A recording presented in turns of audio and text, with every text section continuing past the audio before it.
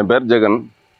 நான் வந்து இந்த திங்கள் சந்தை பகுதியில் கொக்கோடுன்னு சொல்லக்கூடிய ஊரில் கன்னியாகுமரி மாவட்டத்தில் இதாக இருக்கிறோம். எங்களுக்கு தென்னை விவசாயம் பண்ணுறோம்.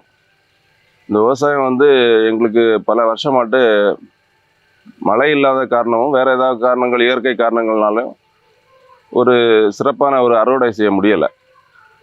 அது தென்னை மரங்கள் ஒரு சிவப்பு கலரில் ஒரு கலர் வந்து அந்த தென்னை மரம் பாதிக்கப்பட்டு அது காய் பலன் இல்லாமல் அந்த மாதிரி வரக்கூடிய குறும்பல்கள் எல்லாம் அப்படியே உதிர்ந்து போயிடுது. எனக்கு அதனால் வந்து பல வருஷங்களாக ரொம்ப நஷ்டத்தில் தான் அந்த தென்னை விவசாயம் ஓடிட்டு இருந்து.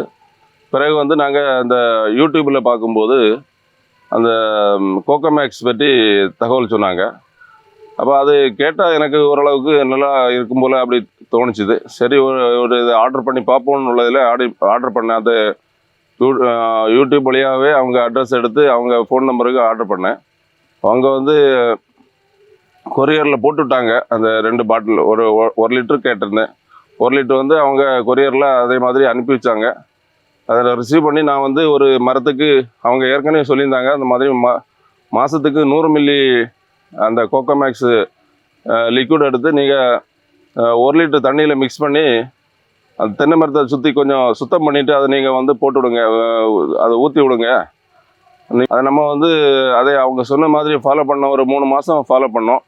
ஃபாலோ பண்ணும்போது இப்போ வந்து அந்த குறும்பல்கள் எல்லாம் உதிரதில்லை. அந்த மாதிரி கிளியராக அந்த கொலை பிடிச்சி வருது.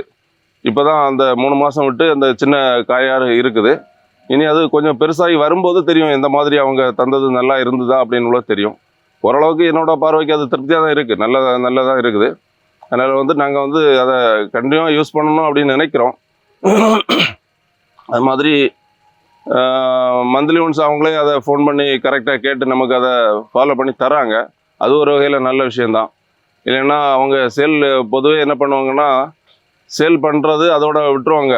அது பிறகு வந்து நம்மளை ஃபாலோ பண்ண மாட்டாங்க. இது வந்து கரெக்டாக ஃபாலோ பண்ணுறாங்க. மாதத்துக்கு ஒருக்கா நீங்கள் என்னென்ன பண்ணுறீங்க, என்ன கள ஆய்வு பண்ணுறாங்க. இப்போ இன்னைக்கு கூட அந்த கள ஆய்வுக்கு இங்கே வந்திருந்தாங்க, இடத்த பார்த்தாங்க, எல்லாம் விசாரணை பண்ணி நம்ம வந்து அதனோட ஃபீட்பேக் எடுத்துகிட்டு போகிறாங்க.